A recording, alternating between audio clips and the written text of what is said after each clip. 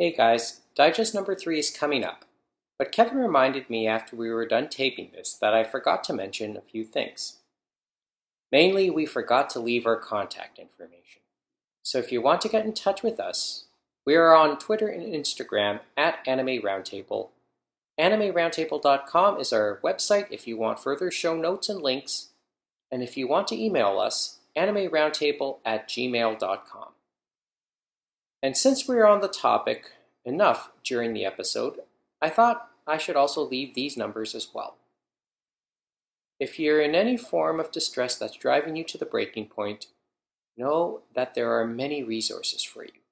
Suicide prevention hotlines are available in the US, 1-800-273-8255, and in Canada, 1-833-456-4566.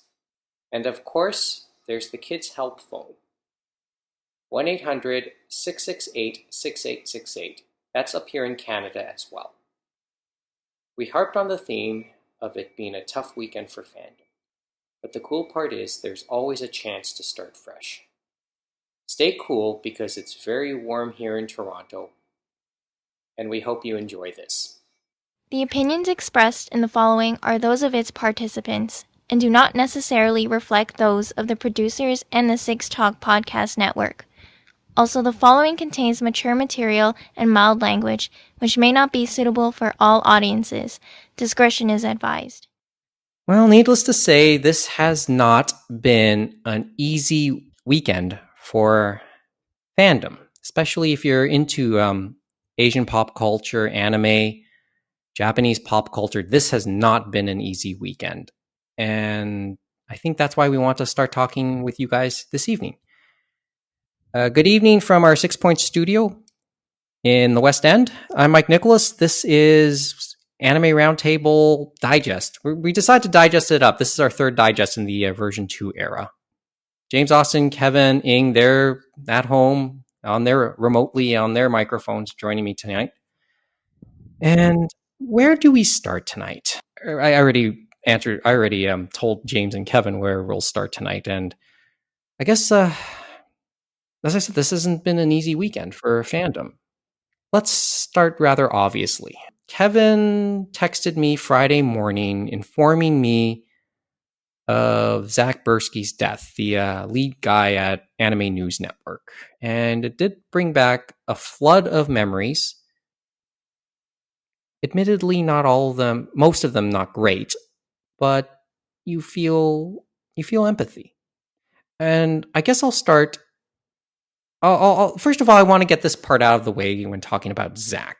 First, I didn't know Zac all that well, if at all. And I've only had 2 run-ins with Zac, and I'm sorry to say neither of them were pleasant. Because, as you know, Zac was legendary for his bluntness, and he has no problems telling you that, especially online, and he told me all right. And I'll tell you about those 2 experiences just quickly. First time was almost 20 years ago. I briefly had a column on Anime News Network, and he kept emailing Zac, can you give me some feedback? And he was pretty sharp in his criticism, told me how much, for all intents and purposes, how much the column sucked. And looking back on the column, yeah, I agree. It sucked. I'm not going to deny it could have been better. The column itself only lasted, I think, 2 or 3 editions, and that was it. The second time, my second run-in with Zac was also online, and it was, I believe, 2007 or 2008. It was in the early days of this pod, during the version 1 era of the podcast. And at the time, Anime News Network, they decided to experiment doing a video news program. And I forgot what it was called, ANN TV. I forgot. Nope, it was called ANN TV. It was ANN TV. Thanks, Kevin. And they did a weekly news program. I think it was like a 15-minute show summarizing the headlines of that week. And it barely lasted half a dozen episodes, I believe. And here I was, all a big fan of it, going online saying what I liked and what I didn't like and what I thought could have made the viewing experience improved. And then Zac came onto the forums and then laid into me there saying, who the hell do you think you are, for lack of a better choice of words? You're not in the industry. You have no business for really making these type of criticisms, because what the hell do you know? All you have is some 2-bit audio podcast. And that hurt. I admit that. That was quite the shot to have taken at the time. And that touched off a nice little storm. A lot of people said, relax, this is Zac, which it was. I told a friend who about it, and he was actually in the broadcast industry. So he came onto the forums, made an account, and laid into Zac. And Zac took it as well as he dished it out. It was really that was kind of an interesting exchange. But he went after my friend as well, saying, "You made this account just to come at me, didn't you?" And that was quite an interesting exchange, I will say, at the time. And then what happens less than a year later after all that interaction, or about a year after that interaction? The ANN cast starts. So I thought, okay, so he comes out criticizing me, having an audio podcast, and then he makes his name with an audio podcast. This is how he became really more popular. Then obviously the hiatus happened for this show. We were gone for almost a decade. And then as I came back, I started to learn from you guys a little bit more about what he had done, a lot of the stuff he had done with the ANN cast. He was really an engaging character. By all counts, that everyone who met him, he was really good. He was actually quite friendly with them.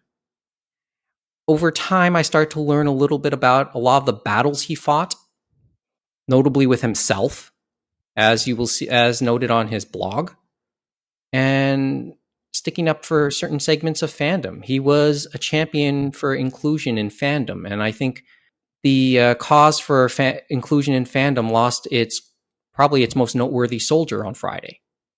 And obviously, that was a lot of that might have been spurned by a lot of the things that had happened in his life. But I had mixed feelings. I had mixed feelings only because I wondered how it would be if I ever met him in person. But I was nicely assured by people who I know that have some sense of knowing Zac. They all assured me I would have gotten along fine with him. And yeah, I think it would have been nice to have known him a little bit more. I had sent my condolences to Lindsay Leverage during Anime Hell.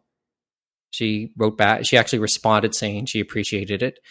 Bamboo Dong is an old friend. I messaged her, and she said the same thing. She really did appreciate it. And I had a DM chat with Justin Savakis earlier this afternoon, and I introduced myself because it was the first time we ever talked. And he said he really appreciated it. And I think it's because they've been spending much of the weekend, one, grieving, but I know that for a lot of what he did, a lot of the activism and a lot of the causes he took up, he gained a lot of trolls, and unfortunately, a lot of those trolls have come out this weekend, over the weekend, in light of the news of his passing.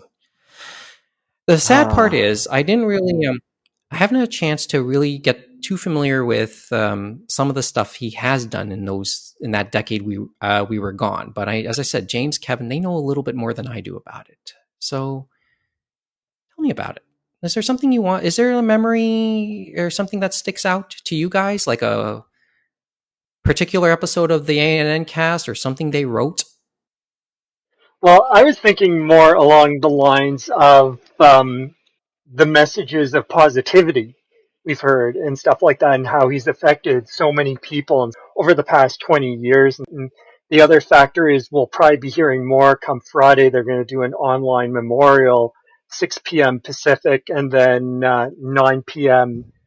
Eastern Standard Time, which I'm sure we'll hear a lot of different messages from many different people. And it was interesting, especially from some of the messages I did hear, is that they've been saying the same things of how he affected them through his writing and through his activism, as you said. It's like some people that have joined the industry over the past 10 years since Crunchyroll's come in. I think Miles from Crunchyroll wrote something about how he came on and how Zac was gracious with him on Ancast. He was recently on saying that he was an oldest industry veteran, and he's like, how can that be when you've been doing this for way longer than I have? And I remember reading your articles when I was a much younger person, either I guess in high school or university and stuff like that. And I think Tempest, Christopher McDonald had another tweet and stuff like that saying that there were some people talking about how they've been reading stuff from Zac since they were in high school and stuff like that, and now they have kids. So they've been doing this for over 20 years. So that's incredible to have that effect on so many people and stuff like that. And Justin had actually in chatting with him earlier, he did mention they're working on something, and it's quite exhausting right now. yeah, because there's so many people that are probably, they said you can send us this thing, don't send us audio files or whatever, but it's like if you do have something, they'll go through it and then they're going to try and either get images and some small sound bites and stuff like that. And there may be some bigger ones from other people that knew him even more and stuff like that. But it'll be interesting to see how it comes together for the memorial. So hopefully that goes well. But the other thing is, as you said, with your Rents, he was definitely a prickly character. They definitely did mention that in the write-up they had on Anime News Network. And I'm sure, as Kevin will say, he's admitted on Ancast that he was a very prickly character in the past and stuff like that. And he has had to come to terms with some of that stuff as well. You know what I mean? So hopefully it was for the better and stuff like that from what he was when he was younger. And when you were dealing with him, remember, and Anime News Network wasn't what it is now and stuff like that. It was, remember, all run by contributors and freelancers and stuff like that. No one making any money except for Christopher McDonald. To be fair, he put up the money. Yep, no, of It's course. his And so it was a investment, different time in the internet. And so Zac was there and he did create Answer Man and stuff like that. That's when he created it. And then after that, he left for a bit of time because he actually was at Anime Insider.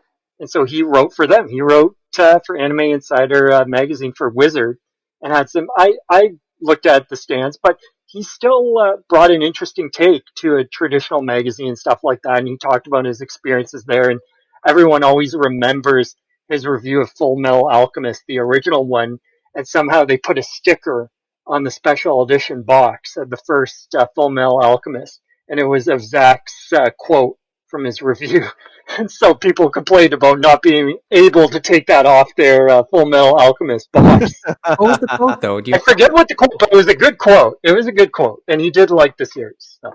But it was interesting when you think about it. And then obviously, as we talked about, many people have heard, he came back to Anime News Network and was quote unquote the first paid employee and stuff like that. And he started that march towards respectability, just like many of the other sites where they were able to get contributors and get people that they were able to pay them for their work and stuff like that. And so it was incredible. They were able to build this and just keep the ball rolling and bring in other investors and stuff like that, like Bandai Namco, and all these people were continuing along. And you look at the reviews too, it's like the reviews were quite good. Like I've looked at a lot of video game reviews and stuff like that, and I think they did a good job like finding people and getting good content from them out for the anime reviews, whether it's that, video games, or the manga and stuff like that. And it was interesting sometimes looking at them because they do actually have grades on them at the bottom, but I never understood why they had the grade still. That's the one thing I was always intrigued by because they had all of it in the review. You didn't really need to look at the grades. You know what I mean? Yeah. But it is very sad, and hopefully everyone can move forward, and hopefully we'll have some good memories to look forward to from everyone come Friday, hopefully. Yeah, I'm sure they'll tell some interesting stories. Kevin? So I've never met the man. I mostly knew him through, well, I didn't know him, but I read a lot of his Answer Man columns, and I listened to pretty much every episode of ANNcast. And he did, I would say, in the beginning of the podcast, he was still fairly, I don't know if caustic is the right word, but yeah, he was still fairly critical about things he didn't like, and I know at the time he was not a fan of air quotes moe titles, and a lot of people aren't. And back in those days, I was watching a lot of that stuff. So your canons, your airs, your clanads, shuffle, like a lot of the stuff that's based off of visual novels. And I wouldn't say I was hurt by what he wrote, but I always found his thoughts on them a little dismissive. Now, there are certainly bad examples of titles in that genre, but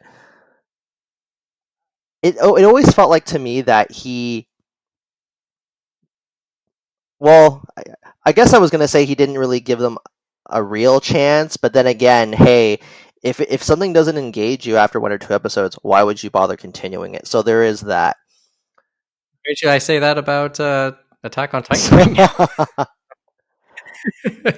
I'm sorry, and Goblin Slayer for that matter. Yeah, well, because time is precious, right? You want to spend your time on things that you think are better than what you think they are.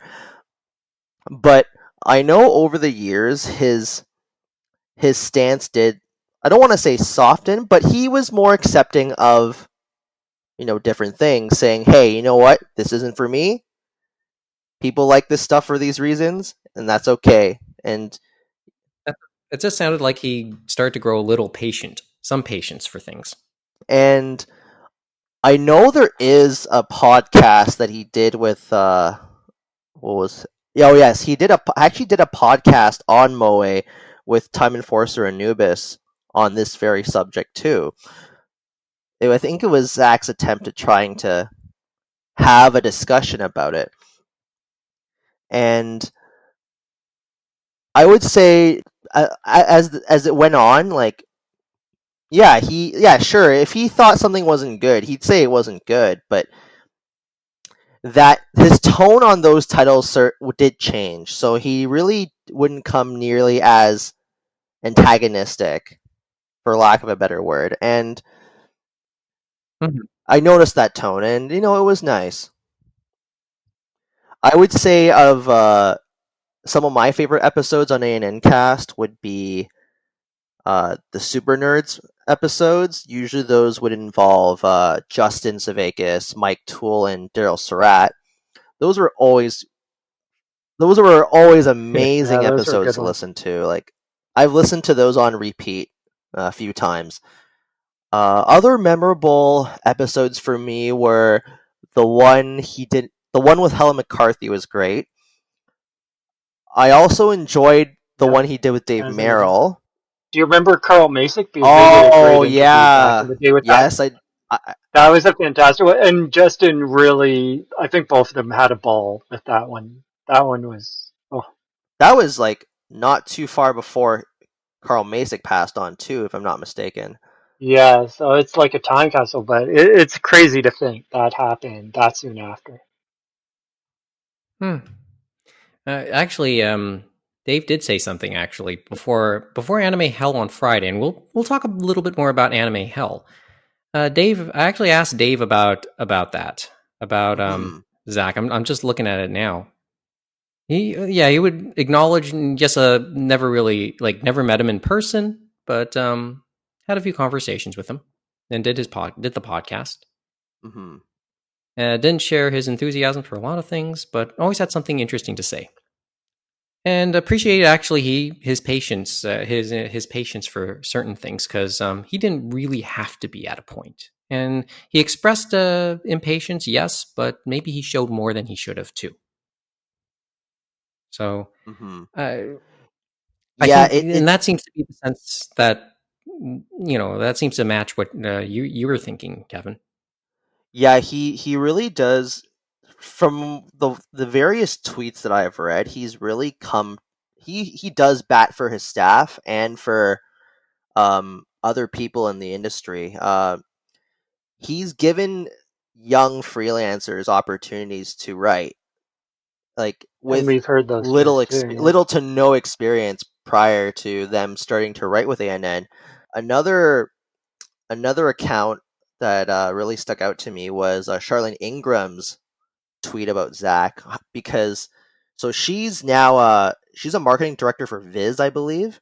No, she left Mhm. them And actually, but oh, she did. Okay. it was when she went to start at Funimation and stuff like that, and it was incredible to Yes. think because we didn't know about that at all. Like, I guess she was a cosplayer and all this stuff, right? And supposedly Hmm. they were saying that, well, she couldn't do the job. It was very weird to me to understand that type of thinking. But anyway, but supposedly Zach said, of course you can do the job. Yeah. Which is So cool. he went to bat for her because she wasn't being taken seriously, as James said, and yeah, that really resonated with me too, because I can kind of see that, because there's sometimes this whole notion of fan, like when a fan becomes an industry representative, then sometimes people will think like, "Oh, you're just a fan. What do you know?" Or You sold out sometimes. It's kind of But weird when you think that yeah. because a lot of these you kind of. companies were from fans. You know what I mean? So it's like, really? Hmm. I mean, I met Jerry Chu when he worked with Bandai. He was a fan, but he was good. Uh, don't really have that much more to say, to be I honest. forget Uh, which Well, one there, Kevin, but did you read the one? I think it was like Frogpen or whatever. That used to be their blog, and they're the Tokyo correspondent, I think, for ANN now. is that Kim I Morrissey? wonder if it is Kim Morrissey. I wonder, but they were originally from Australia, and they had the story, and it's crazy. And they said the same thing about Zach, is that they gave them that chance as a freelancer and said, "You'll be our Tokyo correspondent." And they're thinking, "Are you out of your mind? I'm just on a university in Australia. I'm living with my parents, and I'm somehow going to be the Tokyo correspondent for ANN." But they made it And work. You know yes, what it I is mean? Kim So Morrissey. it's like he definitely did some great work and stuff like that, and he definitely has mellowed down a bit more since us like the early years, as we heard from Mike. mm. Hmm. Well, sorry. Did you want to add something, Kevin? Oh, I was just saying that it is Kim Morrissey. Just double checked. Okay, thank you. Um, well, I Thanks for always that, had Kevin. this feeling. I always had Hmm. this feeling that anime fans, if they really wanted to, can always contribute something great to the world, whether it's actually in the anime industry or and manga industry and the related industries there, or just generally speaking. I think when you guys all talk about Zach in these terms, I'm beginning to think Zach was like the gateway, or was like the guy who helped people who really wanted to contribute to the industry in the long run, especially when it related to English speaking fandom. As I said, this is really tough news to hear, and I say this only as an observer, and I say that guy strictly on the sidelines, but I could really sense in talking to people who really did know him, they're hurting this weekend. And as I said, it isn't just at the loss, but as I said, there's an ugly side to all fandoms, and I know that I started to learn a little bit about that last year during the whole Vic Mignogna controversy. I started to learn about how the some of the fractious nature of fandom and how it goes after each other. And I know Zach would have probably been on the receiving end of a lot of that. He took, from what I understand, a lot of abuse, a lot of online bullying, a lot of abuse, and he took the bullets and to stand up for what he felt were the right things to stand up for. So that's why I said inclusion may have lost its biggest soldier. And I've always said it's okay to be bullied and criticized online. It means you stood up for something, and I know he stood up for a lot. And there's a small part of me that, like, as I said, with learning about what happened last year with Vic, I start to get a little insight on some of the toxic nature of our fandom. It's a gamergate like toxicity, and there's a part of me that's become curious about it, but I don't know if I really want to know more. Get the feeling if I really do want to know more, I'll find out, and it'll probably find me. That's my guess.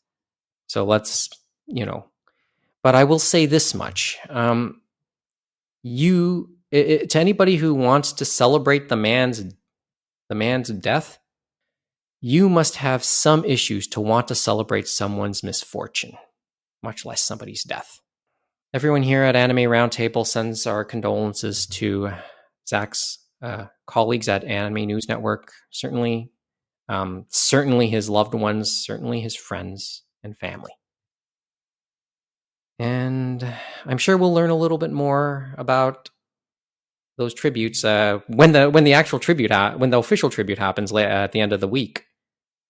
But those are some of our thoughts as we learned a little bit more. And as I said, this was just the beginning of a tough week for if you're a fan of Asian pop culture. On the topic of cyberbullying, it was also learned later that day that Hana Kimura, who was a Japanese pro wrestler, and also one of the housemates on the current season of Terrace House on Netflix, she died and of a suspected suicide because she left such a note on her Twitter. Look, I make fun of Terrace House all the time because of some of the people that are on it. You have your models, you have wannabe actors, you have your chefs, you have your models, you have your fashion designers, you have your wannabe models, you have your musicians, you have your gravure models, and then you have your lingerie designers who double as models. And I don't know. This one was a little bit more like I know my understanding of the events leading up to things with her. It was she had gained a lot of flack for an incident that happened on the show, but reading the notes on it, it sounded like she was upset. She was upset at one of the housemates for ruining her clothes, including her wrestling uniform, and it sounded like it was warranted. But boy, she got it. The attacks were relentless, and she becomes the latest in a line of young Asian celebrities to die under unfortunate circumstances concerning probable cyberbullying. And this was just tough news to hear. And this, as I said, reverberated not just in the Japanese and Asian pop culture world, but in the wrestling world as well. So there was various tweets from well-known pro wrestlers here in the States, because she actually did some shows here in North America, sending their condolences and angry because of the reports of cyberbullying. And as I said, Kimura has quite a pedigree because her mom was a pro wrestler too. And chances are she was probably I've yet to see this current season of Terrace House because I'm still working on the last one. And I have to say it's interesting to watch. But I wonder, it's television. And I think we have to kind of, divide, try and separate what we see on television to the real person. I get it. This is like this whole thing about reality TV as well. And I know this is a longer discussion and it's already rather late. We're already half an hour into this taping. But I'll say this much. We use the term reality TV, but its biggest pioneer is Mark Burnett, obviously, the creator of Survivor, or the man behind Survivor. And he said he had an issue with using the term reality TV. He referred to it more as unscripted television. And I think it's because the second the camera comes on, everything's out the door.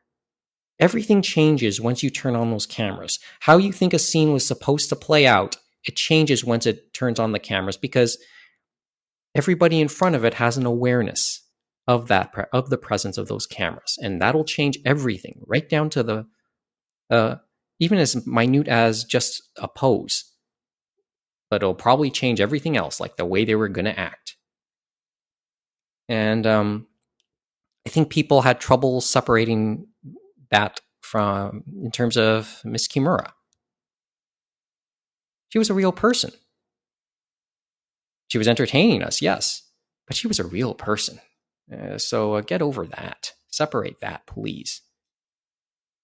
But I don't know. It was one that stuck out to me, and I know that various segments of anime fandom and tend to be also pro wrestling fans too.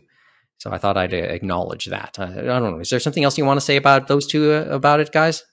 I don't claim to know Hana Kimura at all, but I was going through some of the tweets last night, and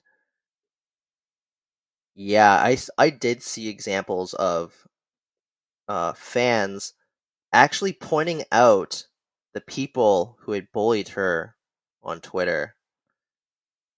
So there were fans outing her naysayers and her enemies, so to speak. And you know I can what? understand, but I'm not Yep. going to say good for them, Don't but I don't blame them one bit. I can't either. It's weird I though can't because either. it becomes this never-ending cycle and stuff like that. And yeah, we should probably point them out, but I hope it doesn't. It just this toxic circle just keeps on churning, and that's what I always worry about. Even if you are in the Hmm. right, you gotta take the high road. Yeah, that's true. And we talked about it That before too, Mike, off air and stuff like that. And you were saying the same thing as well. It's like reality television, as we said, isn't reality television. it's just You television. know what I mean? It's like it's completely made up. Oh, it's And remember, they have for the many casting in people. that as well. Remember, you said all the people that are likely on Terrace House and stuff like that. How many of those do you think are real people? I don't want they're real people, but you know what I mean. Like we talk about reality They're out to television. promote How themselves. many of those type of professions do you know in real life when you're going to your 9 to 5 job or whatever? You know what I mean? Like there's a bit more unreality than reality. Like I said, I made the joke right now. I just made the joke. Every second person on Terrace House was a model. So you're saying we have a chance, right, Mike, to be a model and just eh, show exude our manliness?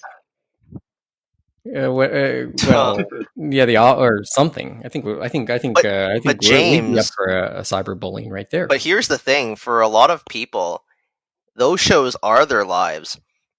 So It becomes like a here's soap one opera thing. too. I Oh, know. no, go ahead. No, Kevin. Oh, Let Kevin speak. He has a good point. so This is here's fair. here's something that I don't admit to a lot of people.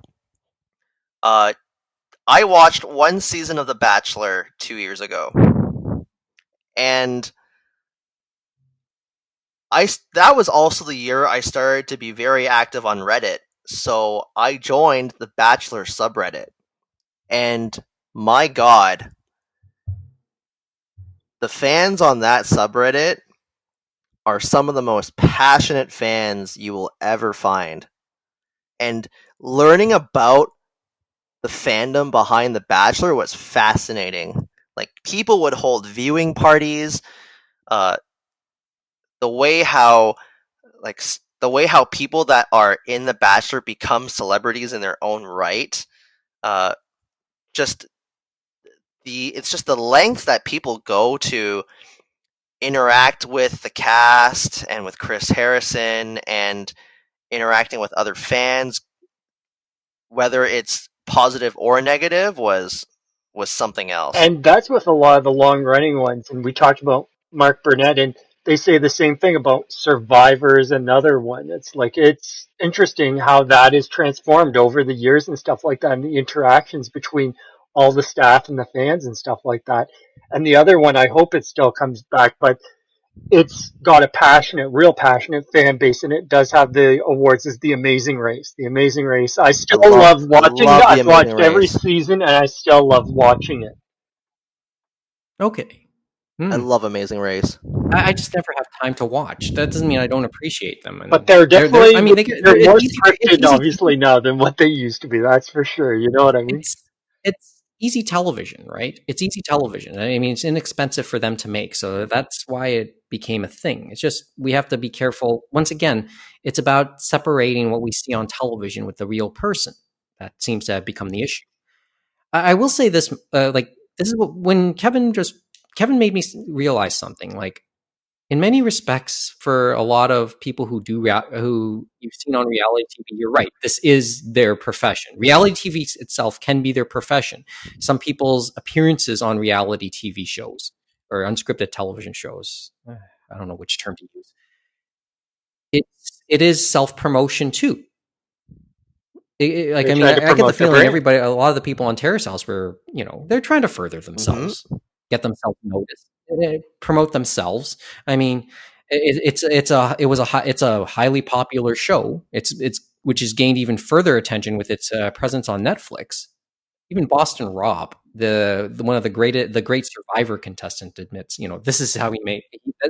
That's how he's made his living, Yep, for his and family, and he's talked about that on the show and and off the show. It's and interesting. he might be. I think he's made the most money out off of He, off he of definitely made more Survivor. Just money on the at win. that than he did off poker, and he admits that too, which is kind of funny. So yeah, And he that met his wife so there this too, is. Amber. So it's like, Oh yeah, he met his wife. Yeah, that's right. And they did a season of Amazing Race as well on top of it, right? yep, they did 2 seasons, and then remember that recent season of Survivor where they brought back some of the $1 million winners. They brought Rob and Amber together. So, and I'm sure they weren't doing that Like for I said, free. yeah, it's a thing. It's a thing for them. So there So are appearance fees. that's like like unscripted television is like it's a business, just like every other aspect of television in itself.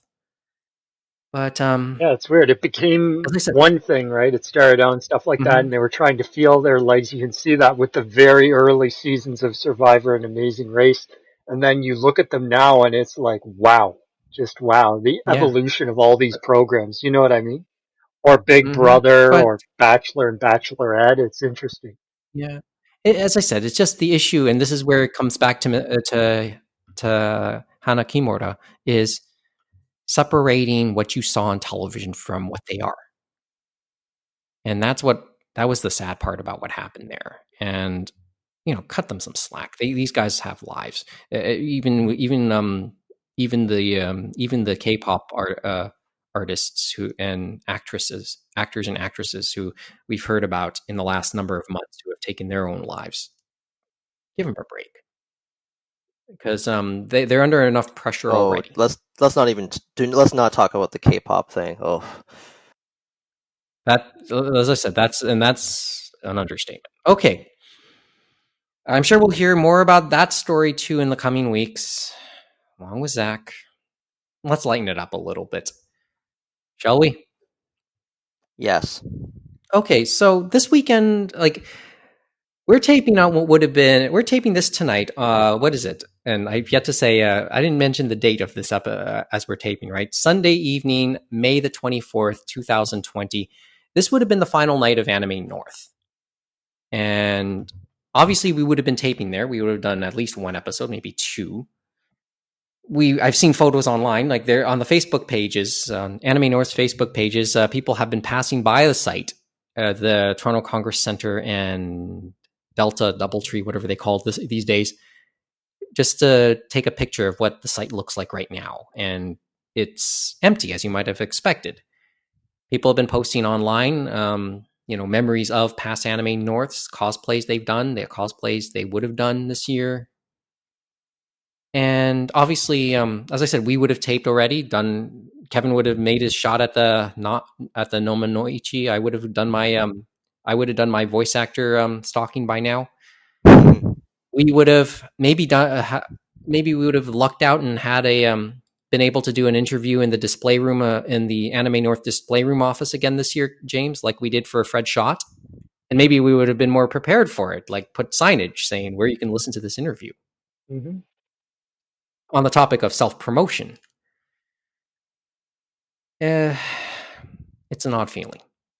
I mean, the whole you can just add this to the pile of how the whole pandemic has made things feel so odd, I guess. And I think JP kind of mentioned it too, and it was kind of, it finally hit all the people. It's like, oh yeah, I would have been Anime North this weekend, stuff like that, and I would have been with maybe friends or people you don't see as often, stuff like that, and it just kind of hits you, right? That it would. Kevin, you have a thought? And then I'll lighten it up, I guess. Well, it feels kind of weird not going to AN. Yeah, I didn't do Nominoichi, and that's a little disappointing. But I felt like, just on a personal level, I felt like I needed a break from AN, and that kind of happened without me having a choice about it. But I think right now it's just, people are disappointed, but hey, do you want to get coronavirus? Because I sure don't. Nobody does. And I got more sleep Mm. this year too, so. Oh yeah, that's good. Well, but on something a little lighter. I mean, the cool part for us, at least for myself, is I didn't have to go head to head with Anime Hell, which is obviously a losing proposition. But anything we do there is a losing proposition. Nobody ever comes to watch the tapings since we do them so late at Mike. night. But which leads me to say, I got to check out Anime Hell for the first time in more than a decade. I'm trying to remember the last time I saw it now, but I Yeah. had to sit in and watch it with everybody else because Dave Merrill and the gang decided to do an online version of it this year, which was shown on Facebook. And if you knew about it, you would have been able to see it on You would have been able to see it. A lot of people did come out to watch, not necessarily from Toronto. We did see commentators Zach's partner in crime, Lindsay Loveridge. She was there, and I think helped her out for the day. Might have done some good for her. That made her feel a little better. Mike Toole was watching. I know that you were watching. Both of you, I know, were in there because I saw you mentioned Hmm. in the chat, Kevin. Yeah, everyone had that. There were a lot of people who like Lance High School, the former Funimation head or Funimation executive was in the chat too. Yeah, I He noticed was that watching. too.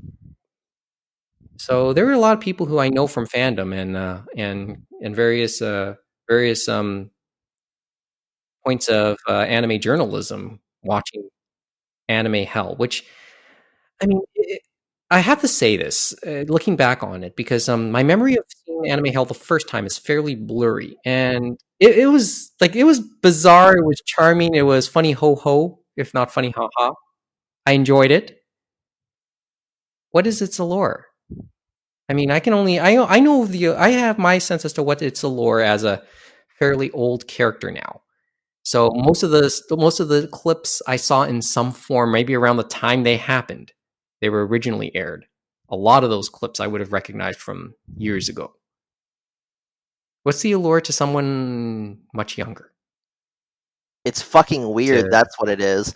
Yeah, Dave Merrill definitely does know how to pick them and stuff like that. There's some weird ones, and then the way they put it together, it just all comes together into this crazy mess that just is anime hell. And it's definitely it's grown probably the a pleasant. following because then it's like that word of mouth of, oh, hey, you should come here next year. Because remember, they were in smaller rooms at the Doubletree and they got bigger rooms. It's And then hilarious once they how it. opened the North Building, that's where they ended up because they just got so big. Oh yeah, it takes off. It takes over the big ballroom in the north building of the TCC. You know, the same Yes. building that Doug Ford made his acceptance speech at a couple weeks later, a couple years Hmm. ago. And yeah, like let's you look at the history of it. It took a couple it took a video room initially, and then they took the partitions off three video rooms for it, and then it took the Yep. ballroom at the in the And hotel. he started it It at went Anime head to head. Atlanta too. Anime Yeah, Weekend. and it went head to head. Yeah, and it went head to head with with the like in earlier years, it actually went head to head with the cosplay. The Masquerade. Yeah, the masquerade. In earlier years, it did. They didn't. It used to be on Saturdays, or I don't know if it was head to head or right after. Was it Saturdays? Yeah. I So can't remember. I thought it was always up. yeah, Yes. but it was on Saturday Yes. evening. It used to be on Saturdays, and I had not been able to attend Anime Hell since it moved to Friday nights because it conflicted with Nominoichi and the podcast. So and then now it's the highlight of Friday night. And they Yes. had a bit It of is the history there highlight, too. without a doubt, the highlight of Friday nights. And I enjoyed it. I enjoyed it maybe for different reasons. I think for different reasons, but something tells me they're more similar than I thought. I think at this point. But okay, Kevin, you just I think it's just fucking weird. And even when Yeah, there's like foibles, it's still fun. As Dave Merrill said, Oh, it's there fun. Yeah, was and a you just foible like here the and hot there, mess but aspect. they trudged through. Yeah, it's hot. You just like, and you, James, that's right. You said it was more. You just enjoyed the hot mess aspect to it. And then you have the things And where they have certain things, and it's like a story of their own. I think the commercials he chose this year were for like the long man candy oh, that was and the short great. one. wrong But he man. shot the early ones, Yeah, and that then was, you see how the story goes throughout till the very end, and you're thinking, "Holy and that smokes!" was a great plot twist at the very end. I That have is to why say. That I was quite so a that's plot not the twist. first time. I don't know why. I thought I should expect, but I still didn't expect. I don't know why. So that was the second time I've seen the long man candy ads, and so he's used them for Anime Hell before, so I was familiar with it, and I was just looking forward to. I was like, okay, yes, he's doing these again. Yes, they're great, and it makes me wish that that North American ads had narrative as well. I have to say, where does he find these things? That's the question I have sometimes. But I think the one thing I was certainly missing is there a lot of commentary. Like, did he do commentary, live commentary throughout as the videos were playing? Sometimes He was did he it known to? in the chat. Yeah, he Yeah, he did it in did the in the chat. chat. He did it, and obviously he did the interludes. But I mean, let's face it. Maybe the biggest disappointment is just like everything else. Anime Hell had to be done online. I think there is a certain energy that comes with showing this in front of a live audience. I'm Yeah, guessing, and Dave and Mayer that's why the audience is obviously. getting bigger, bigger, bigger. Sorry, Dave Yeah, Merrill. I guess he was used to doing it obviously one way, and you got the way you're doing it in front of a live audience and used to doing it. And as you said, it was his first time, I guess, doing it through the stream and stuff like that. So different vibe, but I still think, as they said, people came to see, it, and I think people walked away very happy at the end, even though it was a bit Oh yeah, different. and I think in the end we'll be able to. Well, I mean, if you missed it, I think he had it running on a loop on the Facebook site. But He's going to find a he permanent mentioned, spot, I think he said. I yeah, he's can't going to remember try and find a where he's permanent going to spot, go, though. He said he'll let people know, I guess. Oh yeah, that'll and be tricky because of we copyright will issues. maybe some copyright issues, but we'll pass along if he's able to put an archive version of it. We will be sure to add it to future links and let all three of our listeners know that it's up. But I have to say, having seen it for the first time in years, it was a tour de force. I have to say that much. And Dave Merrill has long agreed to do this podcast, to appear on this podcast, and we're just trying to figure out a good way to get him to come on. Like it isn't just a run of the mill episode. We want to actually talk with him at length about a lot of different topics. So we're trying to. James, Kevin, myself, Mo, we're going to try and whittle down things we would love to talk about uh, with Dave Merrill. And if you have any ideas, please tweet us. But that was a lot of fun, and too bad I may end up missing it next year. Yeah, I'll likely miss it next year too because ever since it moved to Saturday, I've never been able to catch it, like I said before. But Mm-hmm. sometimes he does do them at Eyesore Cinema in downtown Toronto. Yes, So that's right. He promotes that actually. He yeah, does 2 or promote 3 years ago, I went with a friend because at that time he actually wasn't charging for it, or he was just offering. He was like, "Yeah, if you want to donate, sure, but otherwise you don't need to. You don't need to pay for anything if you really can't." And then, yeah, I took a friend. He didn't know what to expect. I did. I didn't expect him to like it as much as he did. that. Yeah, that's part of the charm of our past sometimes, or just reliving certain things of our childhood, or exposing what bygone eras to others. Okay, so well, on that note, we're almost done. maybe we have one more thing to talk about, and I think it's a little bit more lighter, I guess, if you are into shopping. As I said, with the end of Anime North, with Anime North not happening this year, more like it, people didn't get a chance to peruse things like the Artist Alley or the Dealer's Room or the comic market, I think, as they call it here. And earlier this week, James made me aware of something very interesting: the Humble Manga Bundle. And this was the first time I was made aware of it, which tells you how much I keep up with things. But James, you want to tell us a little bit about this one, because you're the one who.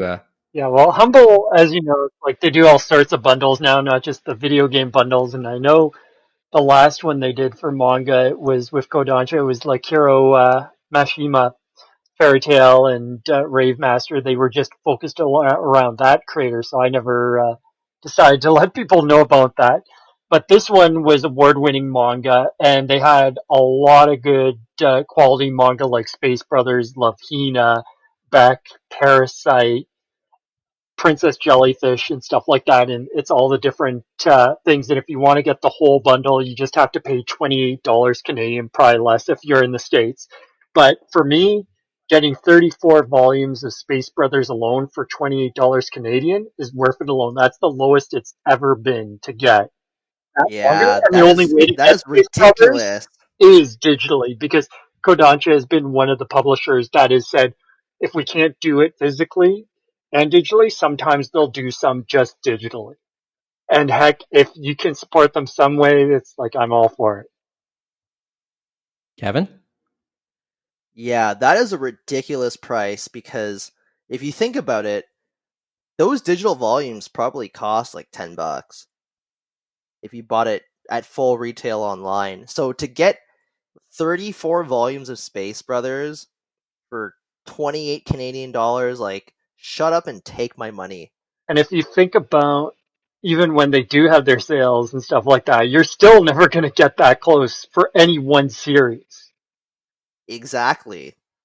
And so for the I bread, mean, if they chose, it's like, might not be for everyone, but I think this is one of the ones where I said, heck, I can do that. And the other thing, as we know with Humble, is you can choose where you want your money to go. You can give more than obviously the $28 if you want to give more. I think an anonymous person, the highest one was $200 last I checked. And you can choose where it goes, how much you want to go to Kodansha, how much you want to go to Humble, and then how much you want to go to the charities. This time for the charities, we're doing the Comic Book Defense Fund and also ACLU, I believe. which are two, obviously, in light of everything that's happened, two very, very good causes. And looking at the list of titles that are being offered, it isn't just obviously Space Brothers is the highlight to you guys. For me, the reprint of Love Hina doesn't hurt either, and so does the complete Beck. It's Yeah. listed as well. This is listed, and I think how many series are mentioned in this? It looks like 7, Like 8, eight, isn't 9, like 7 or as 8 many titles, yeah. Yeah, about nine yeah, 8 to 9 titles, titles. Like, so you're getting a lot of. 8 or 9 titles, and only To Your Eternity. Is it To Your Eternity and Space Brothers? Those are the only two that aren't complete Yeah, correct. in They're this, I still believe. ongoing. So To Your Eternity Those two is, are ongoing, but everything else is complete. All the other titles in this bundle are complete. So you, as I said, 30, 28 Canadian minimum for all of this. This isn't meant as we're not, it's not as if we're being paid by them, but this is just something that has our attention. And I'll make my membership and try and get this myself later on. and everyone still has tons Yeah. of time because it's at the moment the counter is at 16 days, 14 hours, 48 minutes, and 5 seconds. Mm-hmm. And this isn't like throughout the pandemic, we are hearing about various free, not necessarily freebies, but deals on things like digital products, games, ebooks, movies. We are hearing a lot about various services and goods that are being offered at a pandemic type discount. I mean, we're on Zencaster tonight. Zencaster is offering a pretty good tier for free for throughout the pandemic as well. Ultimately, it may serve them well, and we may end up using them fully as time goes here on this podcast. but there's a lot of interesting deals to go around. You hear a lot about little software bundles that happen periodically, even when times are good. This is something else. This is a tough time. This is a unprecedented time in our history, and you're seeing a lot of more interesting things, a lot of good things coming out. So if you're a fan, I mean, this is a good variety pack. There's obviously there are titles here that I would really want to read through all the way through. Parasite is mentioned here too. Um, Princess Jellyfish is here on top of it. Your Lie in April. These are all these all look like interesting reads, and my only real regret is I kind of missed out on other ebook deals that have happened. So I will try and keep myself in tune in the future. It has me run, and as I said, it's a reflection to me on the stuff I've missed. The 10 year over that decade we were off the air. So much had changed. Like how we consume, how we enjoy anime, manga, and what else, what other aspects has of fandom has come up over the years. I didn't really know about until it kind of hit me. But boy, this is kind of it's there's a tinge of sadness in some respects because things aren't going back to ways I did enjoy. But there's something to look forward to. It's kind of fun to watch from this angle now. Anyway, you guys have any final thoughts? Because On Humble Bundle or just on overall? any Humble Bundle and just generally speaking, like our little fireside chat's almost done. I have two things. Cool. Yeah, this for the bundle, like I'm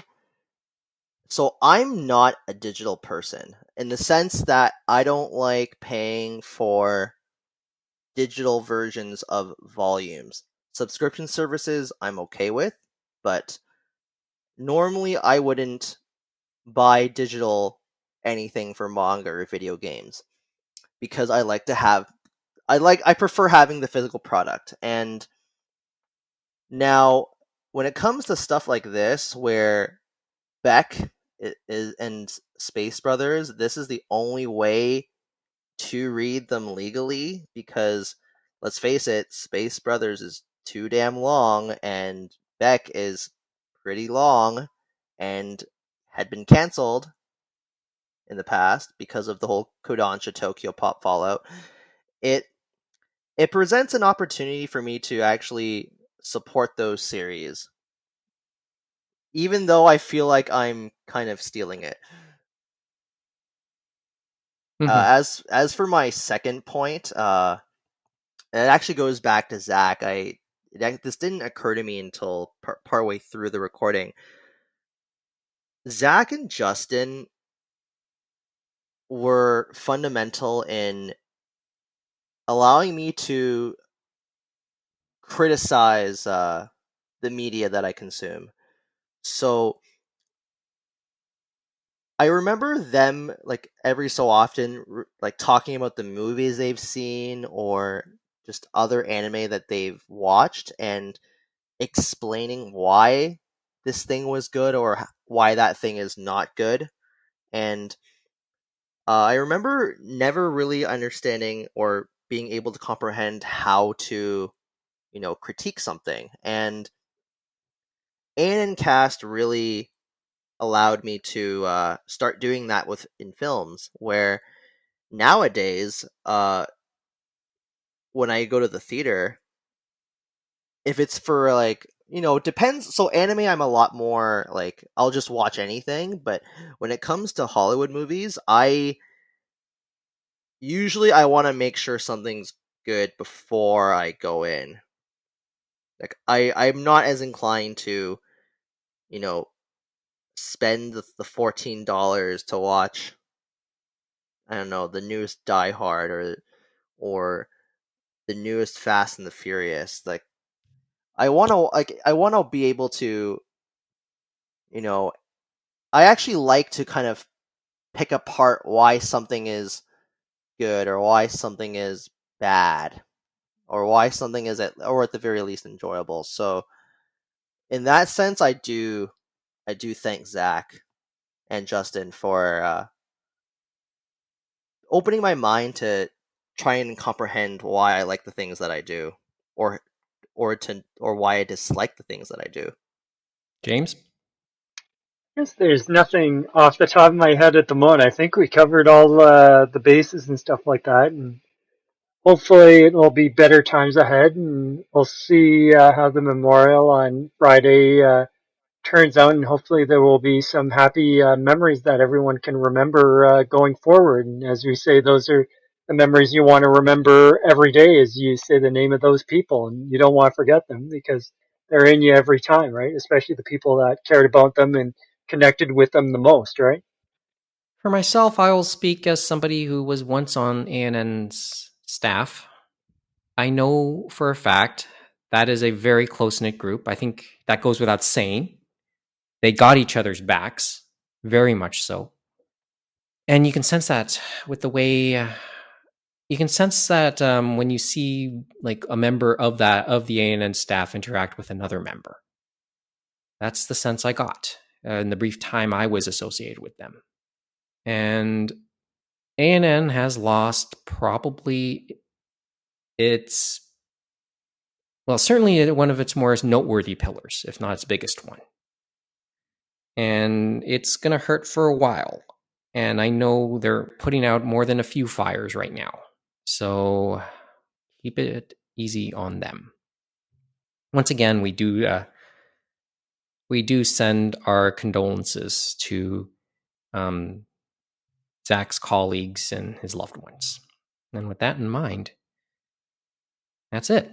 So thanks for listening for the last hour. As I said, it was a space heater chat. Just talking off the top of our heads. It's just been that kind of weekend. So thanks for letting us blow off some steam and letting our own thoughts be known.